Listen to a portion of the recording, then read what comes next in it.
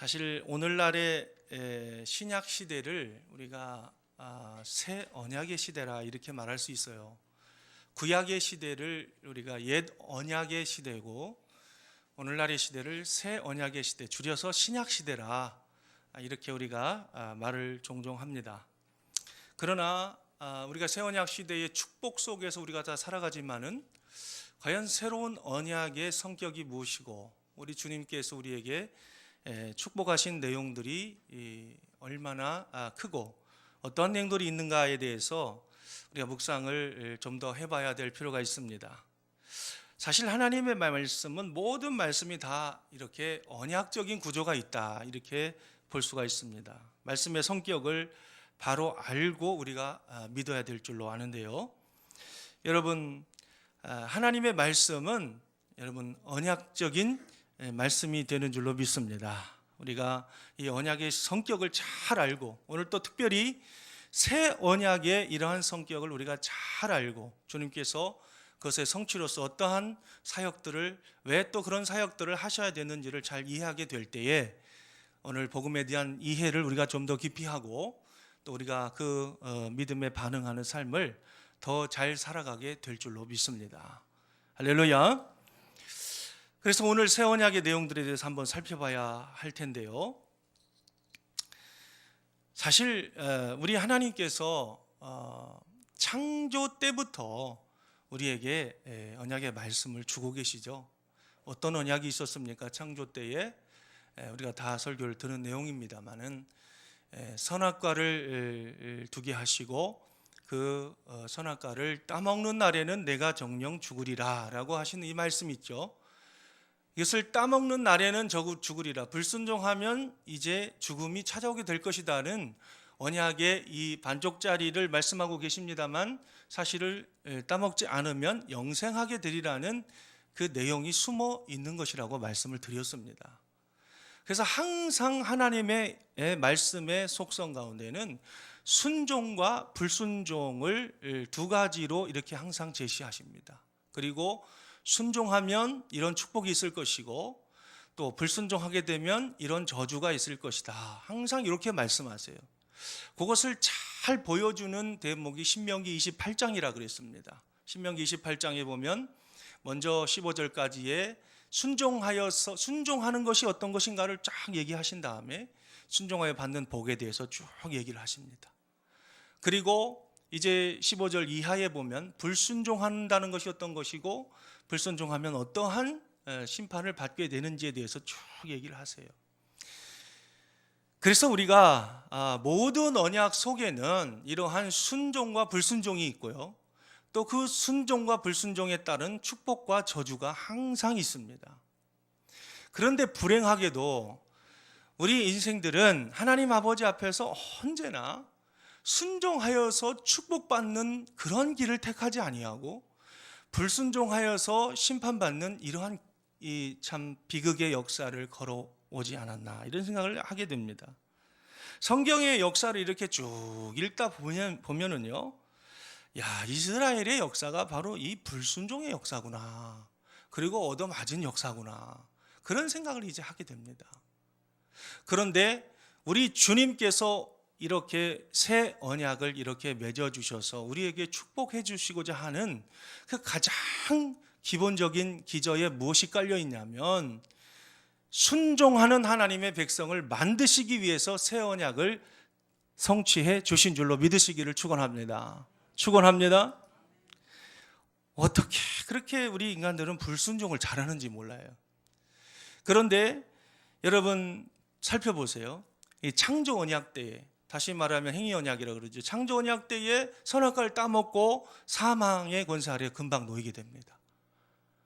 좀 천년이라도 가고 좀 몇백 년이라도 간 다음에 그날 그냥 이렇게 따먹게 돼요. 그리고 언약의 저주를 받습니다. 그리고 그 아담 이후로 바로 그 아래 세대 가인과 아벨의 세대에서 벌써 살인하는 역사가 일어나요. 참 무서운 것이죠. 그리고 그 가인의 계보를 쫓아서 수도 없는 가인의 후손들이 계속해서 범죄하고 패역하고 하나님 앞에 이렇게 불의한 삶을 살아가게 됩니다. 반면에 셋이라는 아들을 하나님께서 주셔서 이렇게 쭉 또 의의 역사를, 이렇게 의의 계보를 이어가시기는 합니다만, 노아 때 정도 되니까요, 뭐 거의 비슷비슷해졌어요. 이 죄의 편만한 역사가 얼마나 강력한지 그 사람의 심령 속에 파고들어서 하나님에게 불순종하는 영을 심는데, 날마다 불순종해서 멸망 가운데 떨어지지 않는다는 거예요. 사단은 이런 사망의 권세를 가지고 사람들을 벌벌 떨게 하는 거죠. 범죄하게 해서요. 그래서 하나님이 이제 두고 보시다가 안 돼서 물로 세상을 심판하십니다. 물로 심판하시고, 그러나 거룩한 씨 노아의 가족과 또 노아를 보존하셔서 이제 구속의 계획을 이어가십니다. 그러나 역시 이 거룩한 셋의 계열인 노아 가문 속에서도 범죄하는 역사들이 또 계속해서 일어나요. 죄가 그렇게 심각한 것이죠. 그래서 이제 노아의 가문 속에서도 계속해서 범죄하는 역사들이 일어나고 후손들이 퍼져감에 따라서 정말 또 가인의 계열과 비슷해지는 그런 상황에 처하게 됩니다. 그때 하나님께서 한 사람 아브라함을 부르시죠.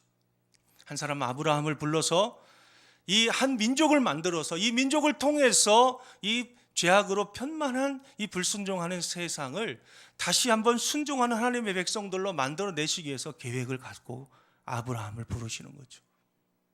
그래서 아브라함에게 그 가나안 땅을 또 이렇게 약속으로 보여주시면서 또 내 이름을 창대하게 해줄 것을 말씀하시면서 또 네 그 아이도 가질 수 없는 아브라함에게 말이죠. 네 자녀들이 많아질 건데 하늘의 별과 같이 많아져서 한 민족이 되게 하겠다. 이런 약속의 말씀을 하실 때에 아브라함이 그것을 믿습니다. 할렐루야. 그것을 믿으니 하나님이 그것을 의로 여겼다, 이렇게 돼 있어요. 여러분, 그래서 아브라함에게 약속하신 그 모습 그대로 아브라함이 민족의 조상이 되게 하셨고요. 그 다음에 아브라함의 자손들이 400년 후에 300만이 넘는 대민족으로 성장하게 됩니다. 그리고 말씀하신 대로 약속의 땅 가나안 땅을 이스라엘 백성, 애굽에서 그 백성을 뽑아내서 그 가나안 땅으로 이제 인도해 가시는 거죠. 그때 체결한 것이 바로 모세 언약입니다. 시내산에서 이제 이스라엘 백성 앞에 얘기합니다. 모세의 중보자를 통해서 하나님이 이스라엘 백성과 언약을 체결하시는데 십계명을 주시면서, 야 얘들아, 너희들 저 가나안 땅에 들어갈 때 반드시 그 땅에서 신을 섬기지 말고 이 말씀대로만 살아라. 그게 바로 모세 언약이에요. 그랬더니 모든 이스라엘 백성과 장로들과 그 모든 백성들이 하나님의 말씀대로 준행하리이다. 그러면서 언약의 피인 짐승의 피를 묻혀서 이스라엘 백성들의 머리에 뿌렸습니다. 언약식이 체결됐어요. 순종하면 그 순종에 엄청난 축복들이 또 이어질 것입니다. 그러나 불행하게도 이스라엘 백성들은 또한 그곳에 가서 불순종하면서 하나님도 섬겼지만은 그 땅의 신들인 바알과 아세라도 또 섬기게 돼요. 마치 우리의 모습과 너무 닮아 있지 않습니까? 하나님도 섬기지만 물질의 힘도 믿고 정치의 힘도 믿고 권세의 힘도 믿는 이러한 우리들의 신앙의 태도와 너무나 닮아 있어요. 여러분, 하나님은 하나님 한 분만을 하나님으로 우리가 믿는 그 신앙을 요구하고 계신 줄로 믿으시기를 축원합니다. 축원합니다. 바알과 아세라가 무엇입니까? 농경과 풍요의 신입니다. 오늘날 우리가 번영하고자 하는 마음, 세상의 물질을 쫓아 살고자 하는 마음, 이 모든 것들이 다 바알과 아세라예요. 우리가 하나님도 여전히 섬기지만 겸하여 그런 것들도 섬긴다면, 만문의 신을 섬긴다면 동일하게 하나님을 우리가 명령에 불순종하는 것이 되는 것이죠. 십계명 첫 번째 계명을 어기게 되는 것입니다. 그래서 이스라엘 백성들이 그 땅에 살아갈 때 그 불순종함으로 인해서 그 주변 이방 민족을 들어서 하나님이 계속해서 그렇게 살면 안 된다고 이제 종아리를 치십니다. 그렇게 하면 안 된다고 계속해서 말씀하십니다. 선지자를 보냈더니 또 선지자를 잡아 죽입니다. 그렇게 해서 결국에는 나라가 두 쪽이 되고 북왕국 이스라엘과 남왕국 유다로 나눠집니다. 북왕국 이스라엘도 얼마 가지 못합니다. 아수르에 의해서 철저하게 뽑히게 되고, 남왕국 유다는 비록 다윗 왕조가 400년을 지속하게 됩니다마는 결국에 바벨론에 의해서 이제 나라가 멸망할 즈음에 예레미야 선지자가 등장한 것입니다. 그래서 하나님이 그렇게도 이스라엘 백성들을 통해서 이제 축복을 하시길 원했고, 그들에게 정말 하나님 말씀을 준행하기를 원했고, 그래서 그들에게 복을 그냥 쏟아 부어 줘가지고 다른 민족들을 살려내고자 하는 이러한 구원과 하나님의 계획을 하나님이 갖고 계셨다고요. 그런데 여지없이 이스라엘 백성들은 그 언약을 깨뜨립니다. 그래서 오늘 보세요. 말씀 보세요. 32절 말씀에 보니까 이 언약은, 새롭게 내가 세울, 이 유다 집에 세울 언약은 내가 그들의 조상들의 손을 잡고 애굽 땅에서 인도하여 내던 날에 맺은 것과 같지 아니하다. 모세 율법과 같지 아니하다. 왜? 모세 율법은 깨트려진 언약이에요. 내가 그들의 남편이 되었어도 그들이 내 언약을 깨뜨렸다, 이렇게 말씀하십니다. 33절에 그러나 그날 후에, 그날이 어떤 날입니까? 메시아가 다시 오실 그날, 신약의 시대를 말합니다. 성령의 시대를 말합니다. 새 언약의 시대를 말합니다. 그날 후에 내가 이스라엘 집과 맺을 언약은 그 옛날에 세웠던 모세의 언약과 다르다. 어떤 면에서 다르냐? 내가 나의 법을 그들의 속에 두겠다. 그들의 마음에 기록하겠다. 모세 율법에서는 하나님의 율법을 어디에다 기록해 주었습니까? 모세의 두 돌판이라고 그러죠. 그래서 돌판에다가 이제 하나님께서 새겨 주시죠. 그러나 새 언약의 시대가 되면은 나의 법을 그들의 속에 두고 그들의 마음에 기록해 주겠대. 신비에 기록해 주겠답니다. 그렇게 돼서 나는 반드시 그들의 하나님이 될 것이고 그들은 내 백성이 되게 할 것이라는 거예요. 하나님의 열심입니다. 죄인들을 향하신 하나님의 열심이에요. 여러분, 이런 것들이 어떻게 가능합니까? 새 언약 시대에, 다시 말하면 주님께서 새 언약을 어디에서 체결하셨습니까? 우리와 어떤 장면에서 체결하셨죠? 이것은 구약의 예레미야 선지자가 이제 남쪽 유다가 멸망한 이 시점에서 이제 아무런 소망도 없는 것 같은 그런 상황 속에서 내가 이 유다 집에 세울 언약이 새로 있다라고 소망의 메시지를 주고 있는 이때에, 아직 이 새 언약이 성취된 시점은 아닙니다. 이런 언약이 이제 세워질 것이다. 유다 집에, 이스라엘 집에 세워질 것이다. 그렇게 예언하는 부분에 불과해요. 그렇다면 이 예레미야 선지자가 예언한 이 새 언약은 어디에서 성취됐습니까? 우리 누가복음 22장으로 한번 넘어가 보겠습니다. 누가복음 22장입니다. 누가복음 22장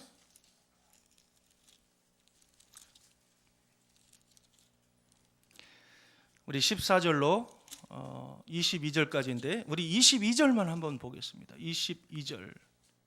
우리 20절만 한번 보겠습니다. 시작. 저녁 먹은 후에 잔도 그와 같이 하여 이르시되 이 잔은 내 피로 세우는 새 언약이니 곧 너희를 위하여 붓는 것이라. 할렐루야. 예수님께서 유월절 잡수시기를, 십자가 지시기 전에 유월절 예식을 하기를 굉장히 원하셨어요. 이 유월절이라는 게 도대체 뭡니까? 출애굽할 당시에 애굽의 장자의 그런 재앙, 장자의 재앙, 다시 말하면 큰아들은 다 죽이는 이런 재앙을 애굽에 내리실 때에 무설주에 어린 양의 피를 바르고 있으면은 죽음의 신이 넘어간다, 유월한다. 그래서 유월절이에요. 그래서 예수님의 이 십자가 사건은 바로 예수의 피가 신도들의 마음속에 발라질 때에 사망의 권세가 넘어가는 효과가 있다는 것을 상징하는 것이죠. 할렐루야. 그런데 이 유월절, 십자가를 지시기 전에 유월절을 잡수시면서 제자들에게 잔을 따라서 이렇게 주시면서 이 잔은 내 피로 세우는 내 새 언약이다, 이렇게 말씀하고 계세요. 그러니까 이 유월절 예식을 통해서 우리 주님은 새 언약을 그의 제자들과 세우신 것이에요. 그러니까 여러분, 십자가에 달리신 예수 그리스도의 보혈은 구약 시대에 그 죄인들이 동물을 잡고 각을 뜨고 또 그렇게 피를 흘려서 그렇게 자기 죄를 보속받은 것처럼, 속죄받은 것처럼 이 어린 양이신 예수 그리스도, 우리의 속죄를 담당하시기 위해서 십자가에 달려 돌아가신 그 어린 양의 피로 우리의 죄가 사하여지게 되는 것을 상징하는 것입니다. 여러분, 새 언약은 예수의 피로 말미암아 세워진 것이에요. 여러분, 이 예수님의 피를 믿으십니까? 여러분에게 임했던 모든 저주가 물러가게 될 줄로 믿습니다. 어디로 물러가요? 예수님 속으로 물러가요. 모든 언약의 저주를 예수님이 한 몸에 다 짊어지시고 가셨어요. 언제 그러면 예수님이 그렇게 사람들의 죄악을 짊어지셨습니까? 예수님이 세례받을 때 세례 요한의 손끝을 통해서 예수님에게 세례가 부어질 때 죄인의 대표인 세례 요한의 손을 통하여 인간의 모든 죄가 그 제물 대신 예수 그리스도 속으로 전가되게 된 줄로 믿으시기를 축원합니다. 그래서 세례 요한은 세례받고 올라서 걸어가는 예수님의 뒷모습을 보면서 보라, 세상 죄를 지고 가는 하나님의 어린 양이로다 라고 성령에 감동하여 말했던 것이죠. 여러분, 새 언약은, 예레미야가 오늘 예언한 이 새 언약은 행위를 기초로 해서, 다시 말하면 순종을 기초로 해서 세워진 언약이 아닙니다. 이 새 언약은 믿음에 의해서 체결되는 하나님의 새로운 차원의 언약이에요. 그래서 이것을 우리가 행위 언약이라 하지 않고 은혜의 언약이다, 그렇게 말씀을 하는 것입니다. 따라합시다. 은혜의 언약. 은혜의 언약. 우리가 행위를 통해서 순종해서 그 축복이 담보되는 언약이 아니라는 거예요. 우리는 계속해서 잘못하고 범죄하지만 무엇이 있으면 나의 죄를 대신해서 달려 돌아가신 저 예수 그리스도의 보혈을 내가 믿는다면, 그 믿음을 쫓아서 성령이 우리 속에서 부음받고 성령의 능력을 쫓아서 우리가 그 새 언약의 효과에 참여하게 되는 줄로 믿으시길 바랍니다.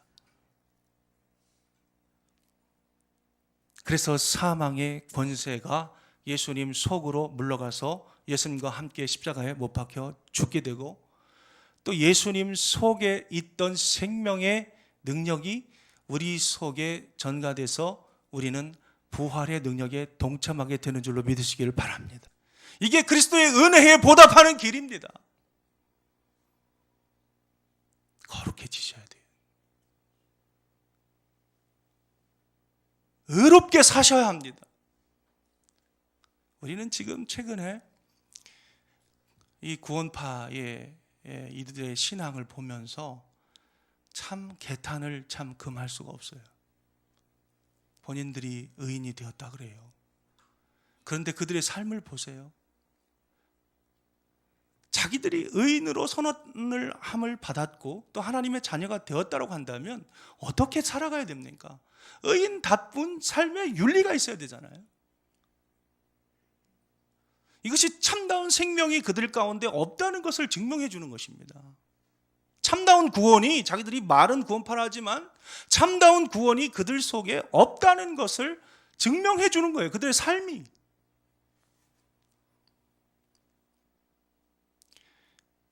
성령이 우리 속에 들어오셔서, 우리의 믿음을 타고 들어오셔서 우리 속에 하나님의 말씀을 심으십니다. 우리 속에 하나님의 법을 심으십니다. 그래서 우리 속에서 우리를 견인하시면서 영화의 상태에 다다를 때까지 우리를 성화의 삶을 살아가도록 이끌어 주시는 것이 성도의 구원론이에요. 할렐루야. 그래서 우리가요, 예수 믿고 나서 거룩한 삶을 살아가려고 노력하지 않는 사람은 자기가 진짜 거듭난 사람인지, 십자가에 의해서 예수 그리스도의 의가 전가된 사람인지, 하나님의 자녀로 선포된 사람인지를 철저하게 돌아보셔야 돼요. 완전히 거듭난 사람, 하나님의 의로 우리가 선언되고 성령의 인도함을 받는 사람은 거룩을 추구하게 돼 있어요. 거룩한 삶을 살아가게 돼 있습니다. 불의를 미워하게 돼 있어요. 또 영원한 주님의 부활에 동참하는 삶을 동경하게 돼 있습니다. 여러분, 새 언약의 축복 속에서 살아가는 삶이라는 것은 그래서 첫 번째가 순종하는 삶이요, 두 번째가 의를 추구하는 삶이요, 의를 성취하는 삶이요, 세 번째가 부활의 소망 속에서 우리가 살아가는 삶을 의미하는 것입니다. 우리가 거듭났음에도 불구하고 여전히 불순종하고, 거듭났음에도 불구하고 여전히 불의를 추구하고 여전히 사망의 그늘 아래 살아가고 있다면 우리 주님을 두 번 죽게 만드는 거예요. 주님의 죽음을 헛되이 만드는 사람들이 아니고 무엇이겠습니까? 우리는 하나님의 자녀로 새 언약의 축복 속에서 우리가 살아가려면 순종해야 될 줄로 믿습니다. 순종하게 우리의 속에 성령을 주셨어요. 순종할 수 있는 능력을 주셨다고요. 순종하면 그 새 언약의 순종함에 따르는 축복들을 우리가 이 땅에서 다 받아 누리고 살아가게 되는 줄로 믿으시기를 바랍니다. 순종하는 삶을 살지 않고 거듭났음에도 불구하고 의를 추구하는 삶을 살지 않으면 우리의 영혼은 구원받을지 모르겠지만 이 땅에서의 순종의 축복들을, 새 언약 속에 담겨진 순종의 축복들을 받아 누리는 것은 불가능하다는 것을 여러분 기억하시기를 축원합니다. 예수님은 우리로 하여금 생명을 얻게 하려고 오신 것뿐만 아니라 이 땅에서 풍성한 삶을 살도록 하시기 위해서 오신 줄로 믿습니다.